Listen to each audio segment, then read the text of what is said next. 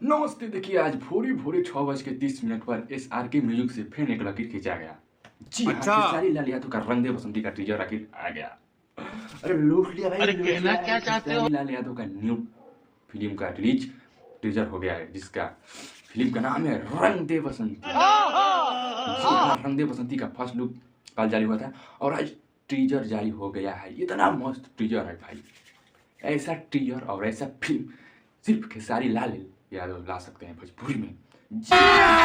अभी मजा आएगा ना। भाई कैसे खेसारी लाल सीढ़ी पर से छड़क रहे हैं, सीढ़ी पर कुत्थू से लोहा पर से, अरे बाप रे, कैसे भाला से उड़ के मार रहे हैं। अरे भाई बुझा ही नहीं रहा है कि ये एडिट किया गया है, एकदम बुझा रहा है एकदम रियल खेसारी लाल यादव मार रहे हैं।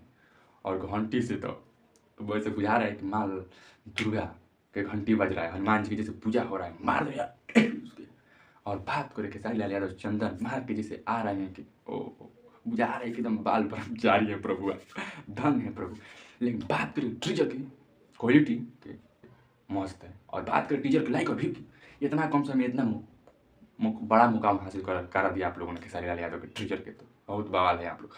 और खेसारी फैन के लिए बहुत बढ़िया गुड न्यूज़ है, खेसारी लाल यादव का न्यू टीजर रंग दे बसंती का टीजर लॉन्च हो चुका है, तो आप लोग जरूर जाकर देखें SRK म्यूजिक पर।